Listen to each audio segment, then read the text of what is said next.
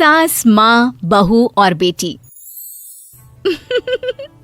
नहीं नहीं, ये कहानी इन सारे के सारे रिश्तों की नहीं, बल्कि 2 रिश्तों में ही सभी रिश्तों के होने की है। अरे बहू, मेरे और तेरे ससुर जी की रोटी मत बनाना, मैं बना लूंगी, दिन तक ठंडी हो जाती है। बहू जो कि एक वर्किंग लेडी थी। नहीं नहीं माँ जी, मैं अच्छे से कपड़े में लपेट देती हूँ ना, आप क्यों मेहनत करेंगी, माइक्रोवेव में गर्म कर लेना।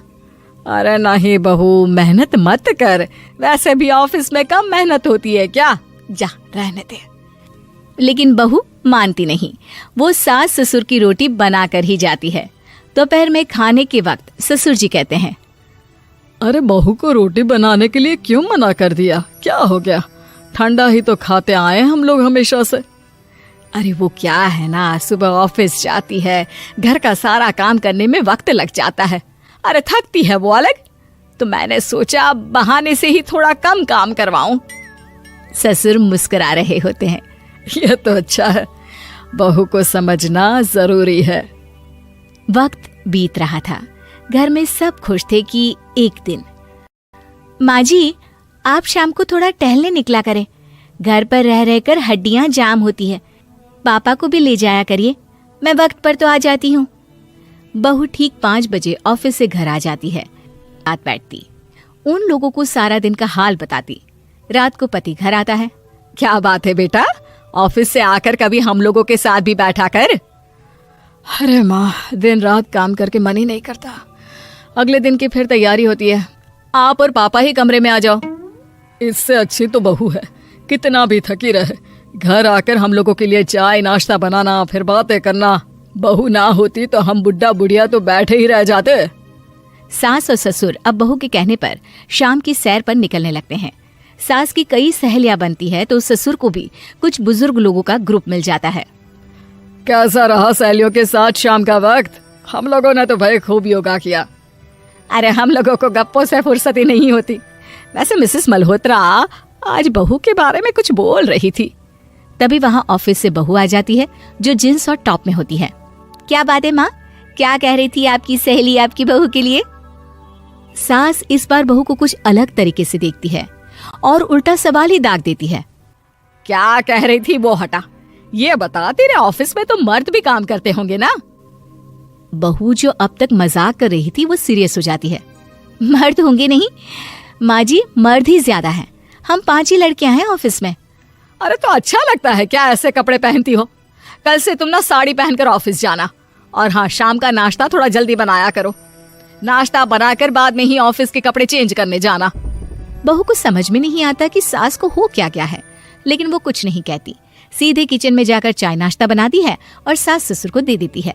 अगले रोज बहू ऑफिस के लिए तैयार होती है तो खूब सुंदर सी साड़ी पहनती है और ऑफिस के लिए निकलने से पहले सास और ससुर के पैर छूती है और निकल जाती है। क्या बात है, आज मेधा के ऑफिस में लग रहा है कोई फंक्शन है। अच्छा, पता नहीं, मुझे तो बताया नहीं, वैसे तो सारी बात करती रहती है। अरे देखा नहीं कैसे साड़ी पहनकर जा रही थी? अरे वो तो मैंने ही बोला है उसे। अरे अच्छा लगता है क्या रोज रोज ऐसे सूट या जींस में जाना? बहू हो, बहू बनकर रहो, और आप भी ना मेधा मेधा मत किया करिए, बहू बोला करिए, सर पर चढ़ जाएगी तो दिक्कत हो जाएगी। सास अब बहू को बहू जैसा रखने लगती है, हर बात पर रोका टोकी, हर बात पर ताने। क्या बात है, आजकल लेट आ रही है ऑफिस से? अरे चाय के लिए भी देर हो जाती है, हम लोग फिर पार्क में भी देर से पहुंचते हैं। सभी की बहुएं वक्त से चाय नाश्ता करा देती है अपने सास ससुर को। माँ जी, वो एक रास्ता पुलिस वालों ने न जाने क्यों बंद कर रखा है, जिसके कारण ट्रैफिक ज्यादा हो जाता है। मैं कोशिश करूंगी कल वक्त से पहले निकल जाऊं। ससुर देख रहे होते हैं कि बहू अब परेशान सी रहने लगी है। एक रोज, मेधा, बेटी मेधा। जी पिताजी। बेटा देख जरा, कौन सी टी शर्ट अच्छी लग रही है? वो क्या है ना, शाम को सब बदल बदल कर टी शर्ट पहनते हैं, मैं भी सोच रहा हूँ कि आज कुछ अच्छा सा पहन कर जाऊं। हाँ पिताजी, ये सही है, ये लाल वाली ना बहुत जचेगी आप पर, मेरे पापा पर भी डार्क रंग बहुत जचता है। क्या चल रहा है? अरे ससुर के सामने घूंघट तो छोड़ो, ऊपर से रंग बताया जा रहा है टी शर्ट का। अरे बहू, कोई संस्कार दिए नहीं है क्या तेरी माँ ने? बहू इस बार बहुत निराश हो जाती है, वो वहां से तुरंत अपने कमरे में चली जाती है। अब बहू घर का सारा काम करती, ऑफिस जाती, लेकिन साड़ी और सर पर पल्ला लेकर। एक बार पड़ोसन उनके घर आती है। वाह सुमित्रा बहन, बहू का तो रूप ही बदल दिया। ठीक किया, बहू बहू जैसी ही अच्छी लगती है। अच्छा चलती हूँ मैं। पड़ोसन के जाने के बाद सास बड़ी अकड़ के साथ कहती है, देखा मेरा कमाल, कैसे मैंने मेधा बहू को कंट्रोल में कर लिया। अब बारी ससुर के बोलने की थी। हाँ सुमित्रा, बिल्कुल ये काम तो किया है तुमने, लेकिन कभी सोचा क्या खो दिया? क्या खो दिया? मैंने तो कुछ नहीं खोया जी। खोया है, पहले बहू जब ऑफिस जाती तुम्हारे पैर छूकर तुम्हें गले लगाती, लेकिन अब सिर्फ पैर छूती है। हाँ जी, ये बात तो आप ठीक बोल रहे हैं। पहले घंटों हम लोगों से बात करती, कमरे में ना जाती, ऑफिस से आते ही खुद की चाय, खाना, नाश्ता सब हम लोगों के साथ करती, सारी बात बताती। लेकिन क्या तुम्हें पता है, बहू की तबीयत खराब चल रही है, वो माँ बनने वाली है। ये बात मुझे बेटे ने बताई कि तुम्हें बता दूं। अब सास की आंख में आंसू थे। वो समझ गई थी कि लोगों के कहने में आकर उसने क्या खो दिया। शाम को बहू घर आती है तो माँ किचन में पकोड़े तल रही होती है। अरे माँ जी, आप रहने दीजिए ना, मैं आ तो रही थी।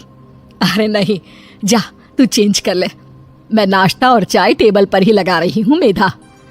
सास के मुंह से अपना नाम सुनकर बहू को बहुत अच्छा लगता है। माँ जी, कोई गलती हो गई है क्या? मेरे होते हुए आप काम करे, ये ठीक नहीं है। संस्कारी और समझदार बहू सास को माँ समझती है, लेकिन सास की बेवकूफी उसे सास ही बनाकर रखती है। बहू, मुझे भी थोड़े संस्कार और समझदार बनने का मौका दे, जिससे मैं भी बहू नहीं बेटी को देखूं तुझ में। और हाँ, मेरा होने वाला पोता क्या कहेगा कि दादी ने तो मेरी माँ को बहुत परेशान किया। बहू सास को गले लगा लेती है। नहीं माँ जी, वो कहेगा कि माँ को तो दादी ने बेटी बनाकर रखा है।